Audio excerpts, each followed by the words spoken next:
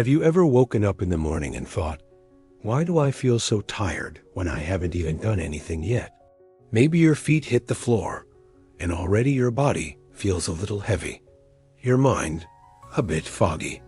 You shuffle to the kitchen for that first cup of coffee, hoping it will spark something, but the spark just doesn't quite catch the way it used to. If that sounds even a little familiar, you are far from alone. As we get older, mornings can start to feel like a challenge rather than a fresh start. But here's the good news: your energy, your motivation, and yes, even your sense of independence are not gone. They just need a little extra support. That's what we're going to talk about today, because you deserve to wake up with a sense of lightness in your body and clarity in your mind. You deserve mornings that don't feel like a struggle, but instead feel like an invitation to enjoy the life you've built at your pace, with your priorities, and on your terms. In this video, we're going to talk about 5 simple morning habits that can help boost your energy and renew your sense of freedom every single day. These steps aren't complicated. You won't need fancy equipment, expensive supplements, or some strict routine that makes you feel like you're in boot camp. Nope, these are things you can start doing right away. And the best part? They're tailored for where you are in life now, not where you were 20 or 30 years ago. Let's start with the first habit, because it's something most people overlook, but it can make a world of difference. Hydration before anything else. You know that feeling when you wake up and your mouth is dry, your joints feel stiff, and your brain just won't kick into gear? Well, there's a reason for that. During the night, while you're sleeping, your body is quietly using up a good bit of water just to keep everything running: your heart, your lungs, your digestion, even your skin. By the time morning rolls around, you're likely mildly dehydrated, even if you don't feel especially thirsty. And here's the kicker: even mild dehydration can affect your energy, mood, and focus, especially as you get older. It's one of those sneaky things we don't think about, but it's silently dragging us down. So, here's what I recommend. Before you reach for that cup of coffee, pour yourself a tall glass of water. Better yet, leave it by your bed the night before, so it's the first thing you see when you wake up. Add a slice of lemon if you like it. Can give your metabolism a little boost and help wake up your digestion. It sounds simple because it is. But the effect? You might just notice that within a few days, you feel more alert and more refreshed before your morning even gets fully underway. Now, once you've taken care of that inner hydration, the next step is to wake up your body gently, intentionally. I'm not talking about an intense workout or jumping jacks at dawn. I'm talking about movement that reconnects you with your body, loosens up the stiffness, and gets your blood flowing in a way that feels good, not forced. One of the best things you can do is a short 5 to 10 minute stretch routine, right there in your living room or even in bed.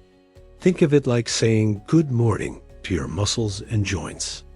Start with rolling your shoulders back a few times, then slowly bring your arms up above your head with a deep breath. Twist gently side to side. Wiggle your fingers and toes. Let your body know it's time to come online, not with pressure, but with kindness. If you have balance issues, hold on to the back of a chair for support while you stretch your legs. Even light ankle rolls can help your circulation and make it easier to move around throughout the day. The goal here isn't to burn calories or break a sweat. The goal is to signal to your body that it's time to wake up, not jolt it into action. I know some mornings it can feel like, ooh, not today. And that's okay. But on those days, try telling yourself, just 5 minutes. Because once you start moving, even a little, you'll often find that your energy follows your action. It's a kind of momentum. And over time, this morning, check in with your body can become something you actually look forward to. And while we're talking about feeling good physically, let's touch on something just as powerful: your morning environment. This might surprise you, but the way your home feels first thing in the morning has a direct effect on your mental clarity and emotional energy. Think about it. Do you wake up to a cluttered room, maybe a bit dark, with yesterday's dishes still sitting out? Or do you wake up to a space that feels light, tidy, and welcoming? You don't need a magazine-perfect house. Just a few small touches like opening the blinds to let in the morning light, turning on a calming playlist, or taking a moment to make your bed can shift your whole mindset for the day ahead. Your home should feel like a place that energizes you, not overwhelms you. And when you wake up into a space that feels peaceful, it reinforces the idea that this is your time. You're not rushing to get the kids to school or clock into a job anymore. This part of your life is about you, your health, your freedom, and your peace of mind. It might sound silly, but something as simple as tidying up your bedside table, setting a nice cup or mug next to your water, or playing soft music in the background can actually give your morning a sense of rhythm. It creates a kind of calm momentum where each small, positive action leads into the next. And that, my friend, is how energy begins to build, not from pushing harder, but from setting the right tone. If this is resonating with you so far, I'd love it if you gave this video a thumbs up.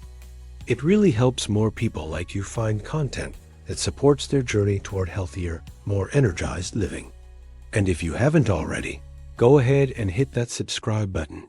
We've got a lot more encouraging, down-to-earth tips coming your way. Now that we've talked about how to hydrate, how to gently move your body, and how to create a space that supports your energy, let's keep going, because the next step in your morning routine can make all the difference in how connected, joyful, and clear-minded you feel throughout the rest of your day.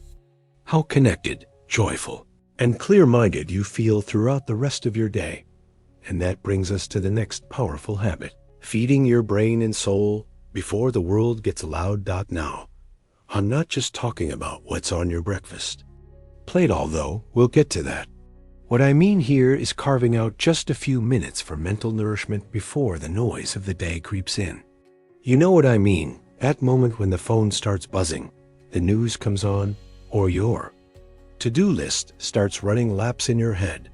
Before all that, give yourself a quiet moment. This can look different for everyone. Maybe it's sitting by the window with your hands wrapped around a warm mug, just listening to the morning birds.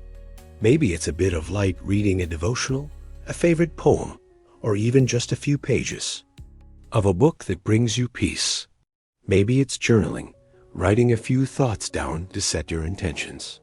Or perhaps it's simply sitting in silence, taking a few slow, deep breaths. That pause is more than just a nice idea. It's a signal to your nervous system that you're safe, you're grounded, and that this day belongs to you. We live in a world that's constantly rushing us forward. But at this stage in life, there's real power in slowing down with purpose.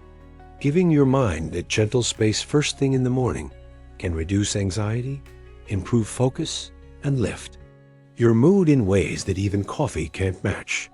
You don't need to call it meditation unless you want to. You don't need to follow a script or an app. Just be present with yourself for a few moments.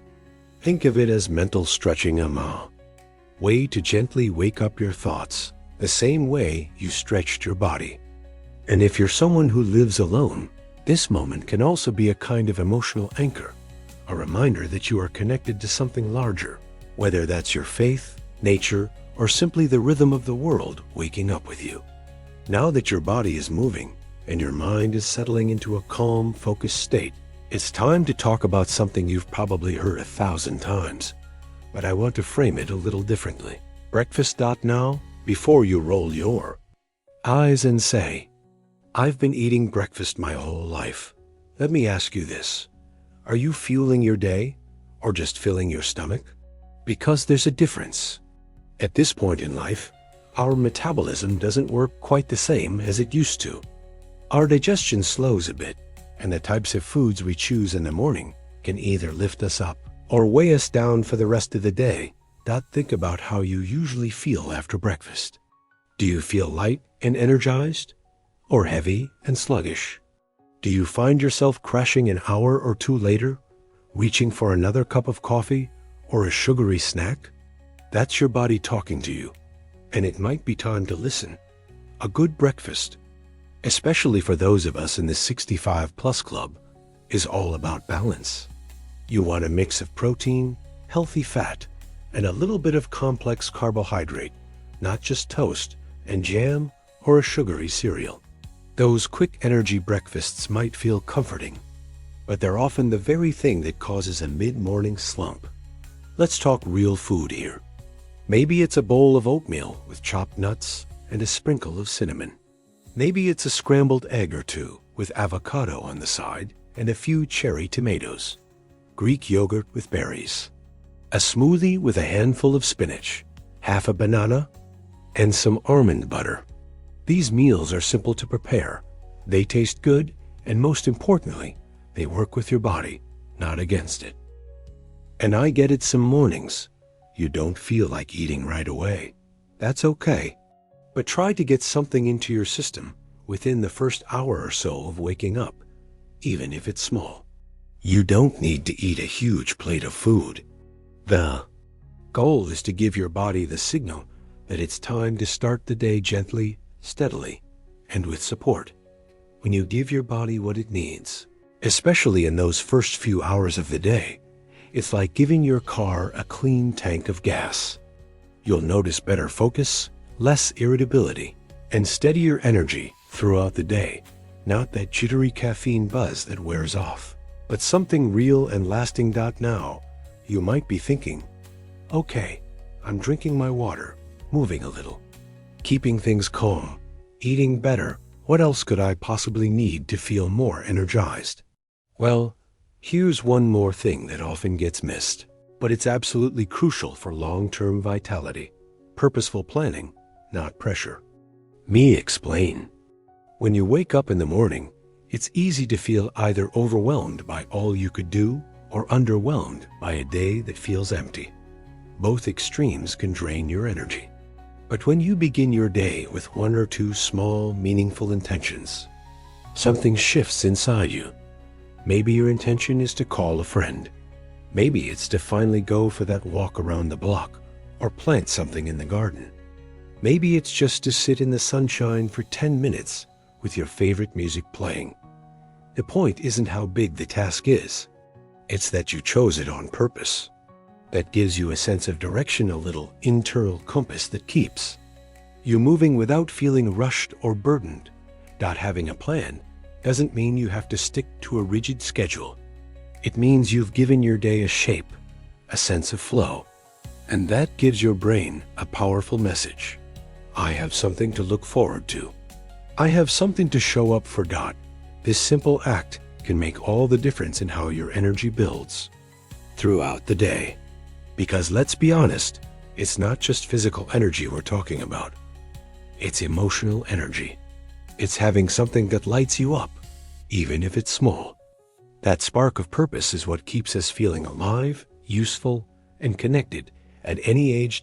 So tomorrow morning, after your water, after your stretch, after your quiet time and a solid breakfast, just ask yourself, what is one thing I'd feel good about doing today? It doesn't have to change the world. It just has to matter to you. If this part of the video is resonating with you, take a second to click that like button. It really does help more people find this content. And if you're not subscribed yet, make sure you hit that button too, so you don't miss any of our new videos. We're building a community here, and I'd love for you to be a part of it.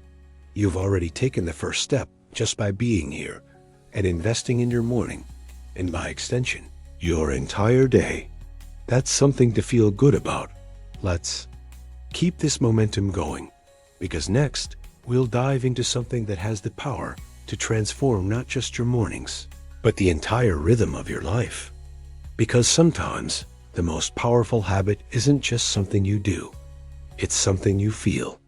And that brings us to the final, deeply energizing step in your morning routine. Gratitude with intention. Now, I know that word, gratitude, gets tossed around a lot these days, and maybe it sounds a little cliché. But let me tell you, it's not about pretending everything is perfect or putting on a fake smile. It's about really noticing what's still good, still beautiful, still yours to enjoy. Especially now. The truth is, life after 65 can bring changes. Some of them are wonderful, more freedom, less pressure. Others can feel harder health challenges, fewer people around, or simply the weight of time. But in the middle of it all, gratitude gives you a kind of quiet strength. It roots you. It shifts your energy in a way that no vitamin, no exercise routine, no green smoothie ever could. So what does this actually look like? It can be as simple as naming 3 things you're thankful for each morning. Say them out loud. Write them down. Whisper them in your heart. It could be something as small as the comfort of your slippers, the warmth of the sun on your hands, or the fact that your favorite song came on the radio last night. And don't rush it. Let yourself feel it. Let the corners of your mouth lift. Just a little as you think of those things. That little lift, that's your spirit coming alive. You see, gratitude doesn't erase the hard parts of life, but it balances them. It creates space for joy to show up again. And when joy comes back, even in tiny doses, energy follows. Motivation follows.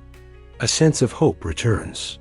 And with that, the freedom to move through your day with lightness, with peace, with purpose.